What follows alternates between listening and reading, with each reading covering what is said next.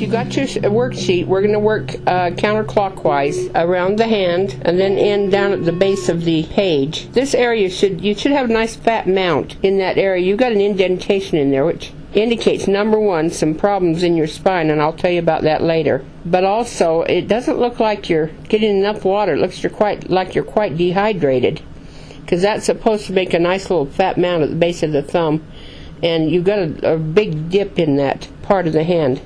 So I think you're quite dehydrated, which could be caused from the lower spine being out of place, and it could affect your kidneys and your bladder.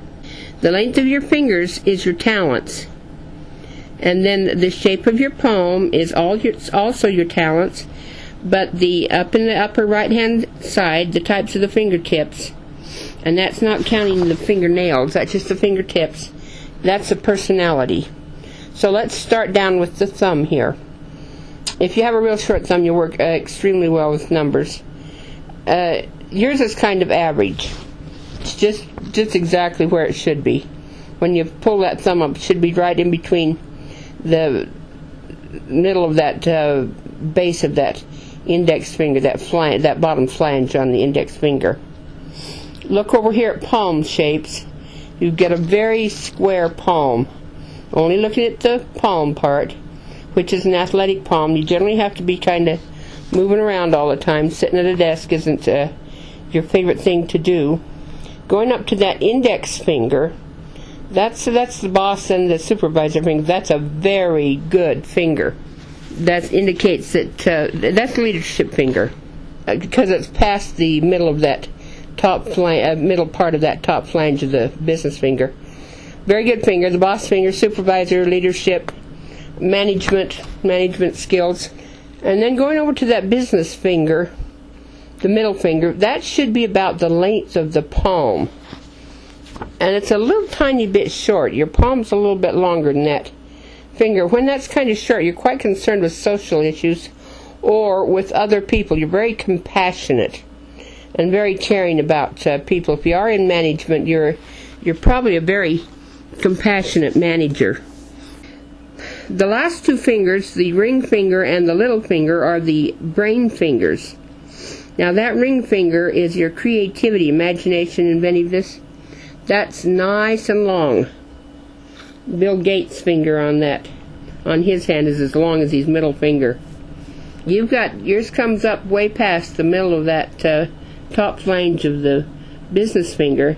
Means you're very creative, imaginative, and I'll bet you that's valuable in the job. I'll bet you that's a valuable skill in your job. And that's your right brain thinking. Get over to that little finger, which is very good also. That's a long little finger. That's a scholarly finger. You work well with words and letters, so that's an excellent thing to have. You may end up doing some writing or something. You've got a little bit of a fame line in your hand, in that heart line. This is an area that you were quite interested in. Underneath that little finger is the marriage lines, children lines. In between the end of the heart line, you've got some good old tassels, by the way, on the end of that, which are flirt lines, means you interact well with people. And in between that section where the heart line ends and the ring around the little finger, that is your marriage and your children area. Right where the heart line ends is your early part of your life, and the ring around the little finger is the later part of your life. So you look at the marriage lines, which go horizontal across there. I can see your first marriage line. It isn't as good as your second marriage line. It's a lighter line. If you look at that in your right hand only, you'll see that first marriage line is a lighter line than that second marriage line. The second marriage line it's much darker, and it means a better marriage. Now, you look at the ends of those lines to see what happens to you. Your second marriage line is slightly longer than the first marriage line, so that means you're probably going to live. I think you were married about 24 years the first time, weren't you? 24 and a half. It means you're going to be married a little bit longer than that first marriage that you had. But that second marriage line tips up on the end, which means that your spouse dies after you. It means you will pass away before the spouse. And I think your wife's had a tip. Yeah, hers tips down on the end, which means that her spouse will die first, which they both match up exactly. Now I have 2 kids. You bonded with 2 kids. Really good. Maybe that's, I don't know if you had your 2 kids. You've got a couple of other children in there that you bonded with.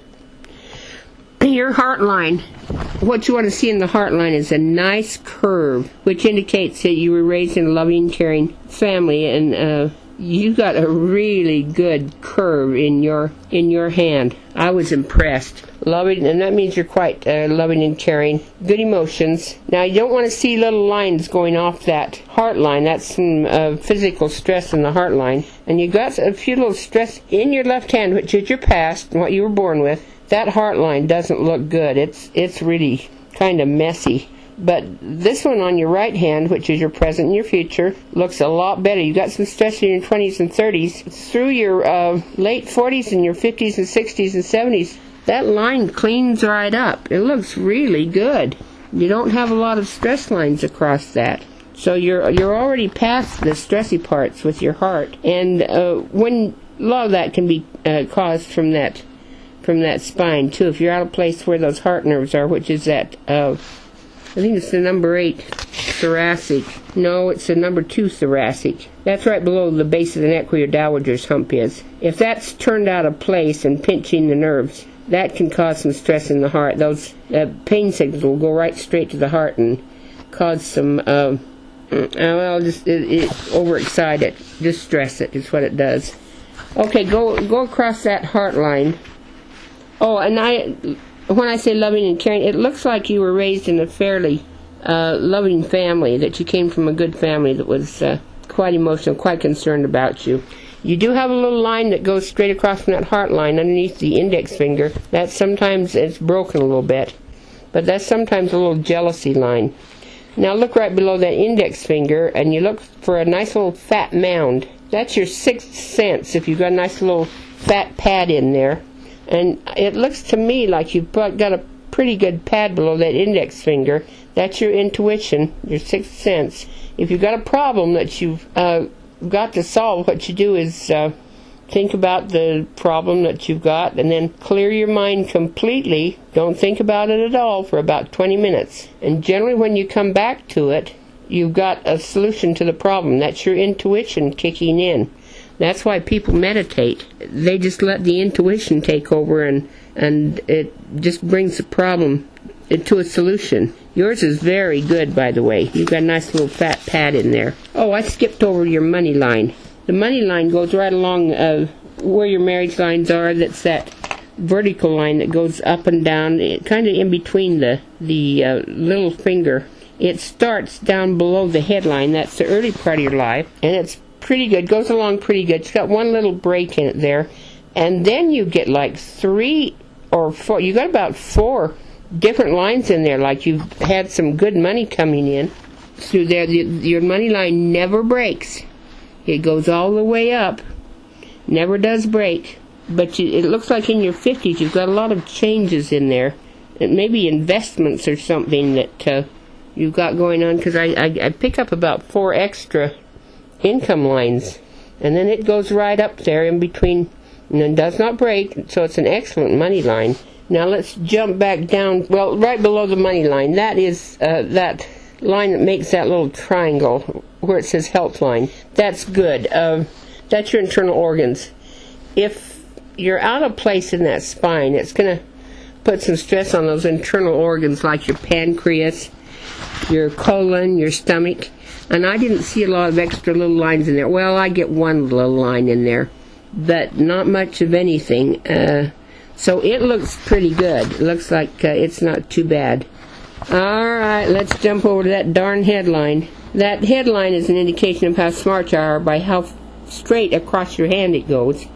Yours is a really smart headline, really smart. But you've got a fork at the end of that headline. That dips down at the bottom of that headline. It's a depression line. And you'll get depression from that top of the spine being out of place. You get that straightened up and you're going to see that depression just go absolutely out the door. Because your back, your spine, is all out of place. It's turned. If you look on the back page where the spine chart is On the back second page where it shows the vertebrae, you'll see that there's two nerves that come out of each side of the vertebrae. And when those vertebrae are turned out of place, they put stress on that vertebrae, and all the nerves go to different areas of the body. That's where the one column is, where it says areas. And then if those are turned out of place, you'll see where it says effects, and that's the effects that it causes. And your whole spine's out of place. Doesn't look to me like you've seen a chiropractor very much. Or in your left hand, in your past hand, you've got a real bad mark, a real stressed mark right in the middle of that spine. Have you broken your back at one time, or have you had a major injury there right in the middle of your back? That's about where it shows. You're out at the top, and really out in between your shoulder blades, and then you've got a bad spot right in the waist area, and then your tailbone is turned out of place. I'll bet you're getting some problems down in your legs, especially in that sciatica area, on that C1C and 2C. That's going to cause depression, headaches, nervousness, insomnia, migraine headaches, nervousness, high blood pressure, chronic tiredness, dizziness sometimes. Now you might not get all of those. Oh, and sometimes problems with the eyes in that upper part. But you get that spine straightened up, and you're going to see a major difference in how you feel. And I hope that corrects itself in the middle of the spine. It might not. You might get a little curvature in that spine, right in the middle of the spine, just below the waist area. All right, let's jump down there to the lifeline. The lifeline is an indication of your pulmonary system, your breathing. So breaks in that line means that you either had an out-of-body experience, or you had to have an operation and have anesthesia or something like that. I didn't see breaks in your lifeline at all. But on your left hand, you've got little guardian angel marks, and that's when you get a line that goes right across that lifeline, and then a line comes in the parallel to the lifeline on the inside, and it touches right at that mark. And that's the death of a loved one. That can be your relatives, grandmas, grandpas, aunties, uncles, cousins, or good friends, or people you known in school, something like that. And I get some deaths at 12. These then become your guardian angels at 12, at 13, at 14, and then a major one at 20. So at 20, it must have been a relative or something, because it was quite a traumatic death for you at 20. And whoever that is has made a major guardian angel line in your hand. Let's do your type of fingertips up here. Your fingertips, you've got square. You got two. I only do the right hand. 2 square fingertips. Practical, orderly, punctual, kind of stubborn, a little macho. Then you got 3 round ones. Intuitive, quick, compassionate. Like I said, in your middle finger, it shows that you're quite compassionate. You probably could have been easily in the health field. Going along that lifeline, if you look in the upper left-hand corner where it says achievement lines, those are little lines. Are really hard to read. They're tiny. They come up off of your lifeline that shows where you've had achievements. Sometimes if your child is born and they're an extraordinary child, you'll get a marking in it that's an achievement line. So I get the achievement lines. I've circled the really good ones. A good one at 16, at 19, at 23, really good at 28, really good at 29, one at 30, one at 42, a good one at 46, 57, a good one at 60, 64, and a really, really good one at 66. So about the time you're ready to retire, you've got a really good achievement line in your hand. Now you hold your hands up kind of separated, which matches your wives. You're both quite independent.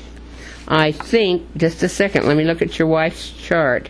Yep, you're both kind of independent. You probably butt heads a little bit, because you're quite independent too. You've actually got a lot of space in between your fingers.